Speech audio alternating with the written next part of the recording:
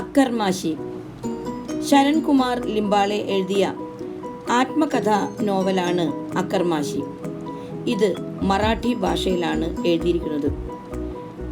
ഇത് മലയാളത്തിലേക്ക് വിവർത്തനം ചെയ്തത് ശ്രീ കാളിയത്ത് ദാമോദരനാണ്. അക്കർമാശി എന്ന വാക്കിൻ്റെ അർത്ഥം അർദ്ധജാതി. ഉയർന്ന ജാതിക്കാർ താഴ്ന്ന ജാതിക്കാരെ കളിയാക്കി വിളിക്കുന്നതാണ് അക്കർമാശി എന്ന്. പലപ്പോഴും ഉയർന്ന ജാതിക്കാരായ പുരുഷന്മാർ താഴ്ന്ന ജാതിക്കാരായ സ്ത്രീകളെ വിവാഹ ഇതര ബന്ധങ്ങൾക്ക് പ്രേരിപ്പിക്കുകയും അവരിൽ ഉണ്ടാകുന്ന കുട്ടികളെയാണ് അക്കർമാശികൾ എന്ന് വിളിക്കുന്നത്. ലിംബാളയുടെ അമ്മ മഹാർ ജാതിക്കാരിയും അച്ഛൻ ലിംഗായത്ത് സമുദായക്കാരനുമാണ്. മഹാറുകൾ താഴ്ന്ന ജാതിക്കാരും ലിംഗായത്തുകൾ ബ്രാഹ്മണരുമാണ്. ഇങ്ങനെ ബ്രാഹ്മണനായ പിതാവും മഹാർ ജാതിക്കാരിയായ അമ്മയും അങ്ങനെ ലിംബാളെ ഒരു ദളിത് ബ്രാഹ്മണനായി മാറുന്നു. ലിംബാളയെ എല്ലാവരും കളിയാക്കിക്കൊണ്ടാണ് ദളിത് ബ്രാഹ്മണൻ എന്ന വിശേഷണം നൽകിയിരിക്കുന്നത്. ഈ കഥയിലെ ഒരു കഥാപാത്രമാണ് സന്താമായി. സന്താമായിയാണ് ആ കുടുംബത്തെ കാരണവത്തി. അവർ മഹാർ ജാതിക്കാരിയാണ്. അവർ വിവാഹിതയും അവർക്ക് ഒരു മകളുമുണ്ട്. മകളുടെ പേരാണ് മസാമായി. സന്താമായിയെ അവരുടെ ഭർത്താവ് ഉപേക്ഷിച്ചു പോയി. മസാമായിക്ക് പ്രായപൂർത്തിയായപ്പോൾ അവളെ ഒരു പുരുഷന് വിവാഹം ചെയ്തു കൊടുത്തു. അയാളുടെ പേര് ഇഡൽ കാംബ്ലെ. ഇഡൽ കാംബ്ലെയിൽ മസാമായിക്ക് 2 പുത്രന്മാർ ഉണ്ട്. അവരുടെ പേര് ധർമ്മ, സൂര്യ. ധർമ്മയും സൂര്യയും എന്നാണ്. ഹനുമന്ത ലിംബാളെ എന്നൊരു ലിംഗായത്ത് ബ്രാഹ്മണൻ ഇഡൽ കാംബ്ലെയുടെയും മസാമായിയുടെയും ജീവിതം തകർത്തു. ഇഡൽ കാംബ്ലെയ്ക്ക് മസാമായിയെ സംശയമായി. ഇഡൽ കാംബ്ലെ മസാമായിയെ ഉപേക്ഷിച്ചു. അയാൾ തൻ്റെ 2 പുത്രന്മാരെയും കൊണ്ടാണ് പോയത്. അയാൾ വീണ്ടും വിവാഹം ചെയ്തു. അങ്ങനെ മസാമായി ഒറ്റയ്ക്കായി.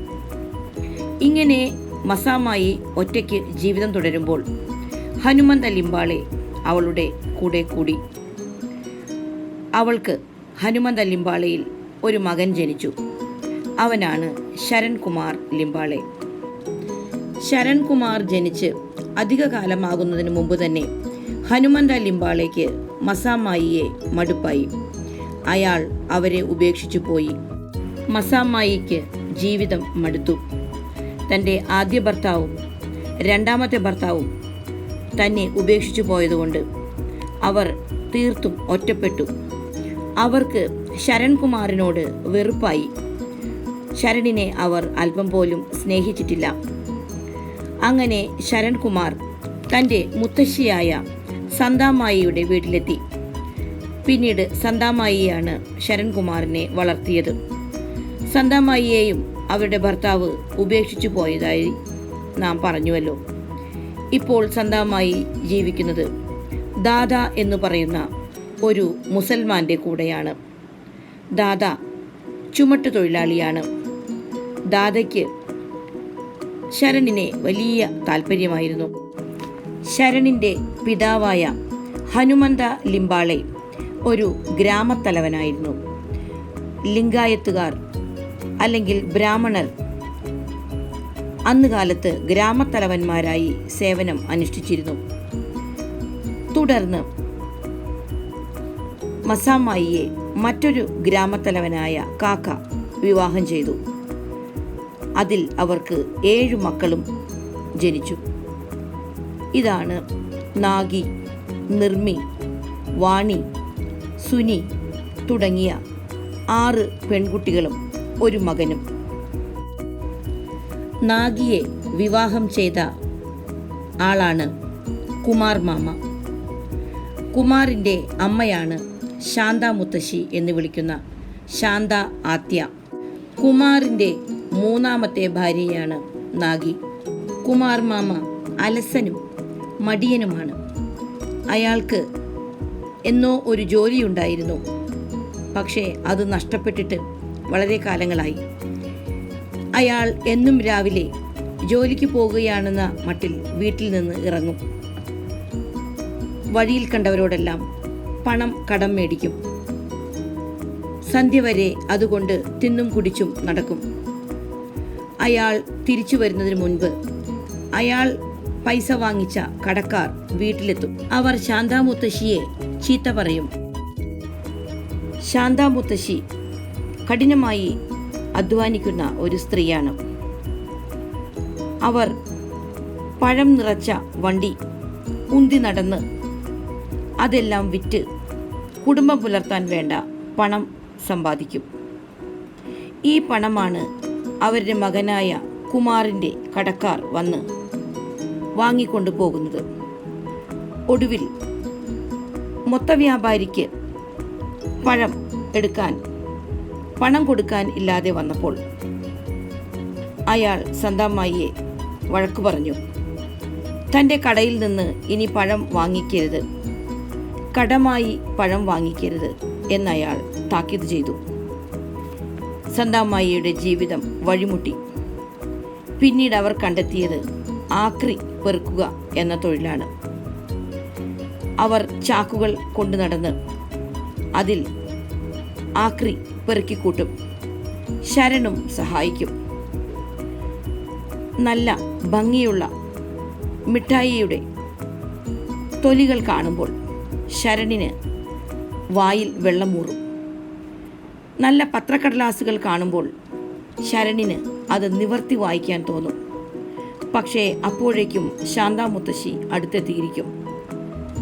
സമയം കളയരുത്, നീ എന്താണ് അവിടെ ചെയ്യുന്നത്, ഇങ്ങനെയൊക്കെ ചോദിച്ചുകൊണ്ട് അവർ ശരണിൻ്റെ കയ്യിൽ നിന്ന് ആ കടലാസ് കഷ്ണങ്ങൾ പിടിച്ചു വാങ്ങുകയും തൻ്റെ ചാക്കിൽ ഇടുകയും ചെയ്യും.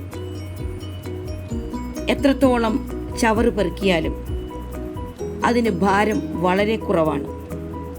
ഭാരത്തിനനുസരിച്ചിട്ടാണ് പണം കിട്ടുന്നത്. ഈ അവസരത്തിൽ ശരൺ പറയുന്നുണ്ട്, ചവറിനേക്കാൾ ഭാരം ഞങ്ങളുടെ വിശപ്പിനാണെന്ന്. എല്ലാ ദിവസവും ആക്രി പെറുക്കിയില്ലെങ്കിൽ അവർക്ക് ജീവിക്കാൻ പറ്റില്ല എന്ന അവസ്ഥ വന്നു. കാരണം ആക്രി കച്ചവടത്തിൽ നിന്ന് കിട്ടുന്ന തുക വളരെ നിസ്സാരമാണ്. ശരണിൻ്റെ വിദ്യാഭ്യാസം ആദ്യം ചപ്പൽഗാവിലും പിന്നീട് ചുങ്കിയിലുമായിട്ടാണ് നടന്നത്. ചപ്പൽഗാവിലായിരുന്നപ്പോൾ ഒരു മെച്ചമുണ്ടായിരുന്നത് ഇടയ്ക്കൊക്കെ ക്ലാസ്സിൽ കയറാതെ ചുറ്റി നടക്കാം എന്നുള്ളതായിരുന്നു. എന്നാൽ പിന്നീട് ശരണിനെ ചുങ്കിയിലുള്ള ബോർഡിംഗ് സ്കൂളിൽ ചേർത്തു. അവിടെ ദളിതരായ ധാരാളം കുട്ടികൾ വേറെയും ഉണ്ടായിരുന്നു. ചുങ്കിയിൽ ചെന്നതോടുകൂടി ശരണിൻ്റെ സ്വഭാവത്തിൽ പല മാറ്റങ്ങളും വന്നു. രാവിലെ ചായ കുടിക്കണമെന്ന സ്വഭാവം മാറി. അയാൾ ബുദ്ധമതത്തിലേക്ക് ആകൃഷ്ടനായി തുടങ്ങി. ദിവസവും സന്താമ്മായി അംബാലക്ഷ്മിമാരെ പൂജിക്കുന്നത് അയാൾ ഓർത്തു. ദാദയുടെ നമസ്കാര ചടങ്ങുകളും കാക്കയുടെ പുരാണ പാരായണവും അവൻ ഓർത്തു. ഒരു ദിവസം ലിംബാളേക്ക് വഴിയരികിൽ നിന്ന് 30 രൂപ കളഞ്ഞു കിട്ടി. ഇത് അവൻ്റെ കൂട്ടുകാരനായ പിർജാരെയും കണ്ടിരുന്നു. നമുക്ക് ഈ പണം കൊണ്ടുപോയി അക്കൽക്കോട്ടിൽ പോയി സിനിമ കാണാം എന്ന് പിർജാരെ അവനോട് പറഞ്ഞു. എന്നാൽ ശരൺ അത് സമ്മതിച്ചില്ല. ശരൺ സമ്മതിക്കാതായപ്പോൾ പിർജാരെ വീണ്ടും പറഞ്ഞു, 10 രൂപ എനിക്ക് തന്നാൽ മതി, ബാക്കി 20 രൂപ നീ എടുത്തുകൊള്ളുക. എന്നാൽ ഇതും ശരണിന് സ്വീകാര്യമായി തോന്നിയില്ല.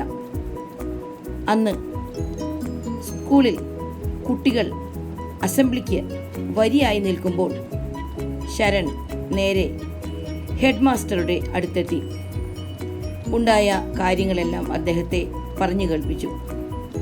ശരൺ കുമാറിൻ്റെ നല്ല മനസ്സ്, സൽസ്വഭാവം ഇവയെല്ലാം ഉച്ചഭാഷണിയിലൂടെ പ്രധാന അധ്യാപകൻ വിളിച്ചു പറഞ്ഞു. അന്ന് അസംബ്ലി കഴിഞ്ഞ് ക്ലാസ്സിലെത്തിയപ്പോൾ ശരൺ അല്പം വൈകിയിരുന്നു. അധ്യാപകനായ ഹീരേമഠ് ക്ലാസ് തുടങ്ങിയിരുന്നു. അദ്ദേഹം പറഞ്ഞു, നമ്മുടെ ക്ലാസ് ഈ വർഷത്തെ കായിക മത്സരത്തിൽ തോറ്റുപോയി. എങ്കിലും ശരണിൻ്റെ സ്വഭാവശുദ്ധി നമ്മുടെ അഭിമാനമായിരിക്കുന്നു. ശരണിൻ്റെ സൽസ്വഭാവം നമ്മുടെ വിജയമായിരിക്കുന്നു എന്ന് പറഞ്ഞു. മനുഷ്യൻ്റെ ഉള്ളിൽ രൂഢമൂലമായിരിക്കുന്നതാണ്, അല്ലെങ്കിൽ വളരെ ആഴത്തിൽ വേരുറച്ച് കിടക്കുന്ന ഒന്നാണ് സൽസ്വഭാവം അല്ലെങ്കിൽ സ്വഭാവശുദ്ധി. ദാരിദ്ര്യം അനുഭവിക്കുമ്പോഴും ഒരു മനുഷ്യന് എത്രത്തോളം നല്ല സ്വഭാവം വളർത്തിയെടുക്കാം എന്ന് ഈ കഥ നമ്മെ ഓർമ്മിപ്പിക്കുന്നു.